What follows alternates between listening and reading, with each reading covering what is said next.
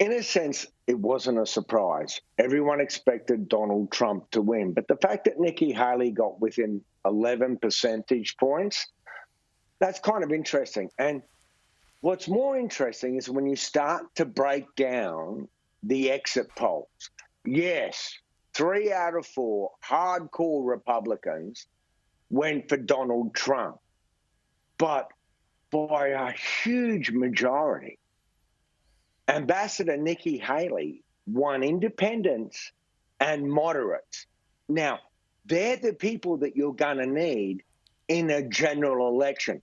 That's what lost President Trump the last election. So the only question that remains is how much longer can Ambassador Haley go? We've got the Nevada primary coming up. Because of a change in rules, she's not even on the ballot.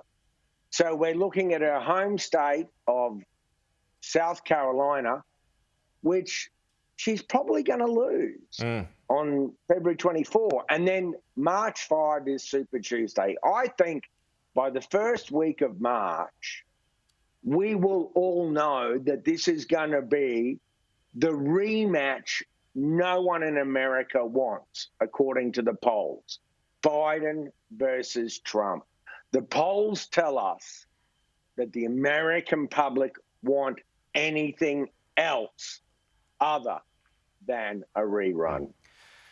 I think we already know, though. I mean, let's be honest, Michael. We know that it's going to be that rematch. And like you said there, it's just a matter of time before Nikki Haley taps out. So is that when you think it'll be by Super Tuesday that she does tap out? Yeah, I reckon. At the latest, she could tap out a bit earlier, but I think she'll stick it through Super Tuesday. Look, if nothing else, she's flying the flag for the true small C conservatives in the Republican Party. I mean, Donald Trump owns the party. He's turned it into the MAGA party. But there's still about 26% of Republicans who will never vote for Trump. So the former president needs to make up for that loss in his party base with independents and moderates.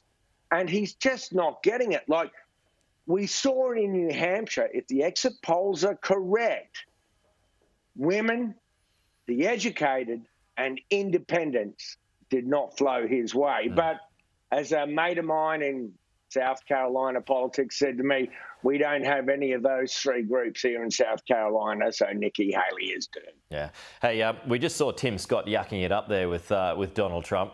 I love you, man, all that kind of stuff. Now that they're not going at each other, obviously he's trying to play his way into a VP spot, perhaps. Is that your read? And who's going to be the likely running mate for Donald Trump?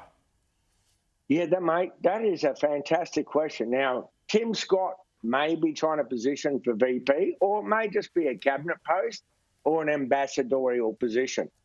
There's other names that are being floated for VP. One of them is Vivek Ramaswamy, who is like a Trump clone, but really smart and really articulate.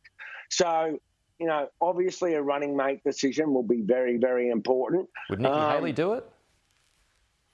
You know what? That's another great question because Nikki Haley has always had a core sense of principles, yet at the same time, she's flipped and flopped as the political winds flow. So Trump says he won't have her, but were she offered it? It wouldn't surprise me if she took it.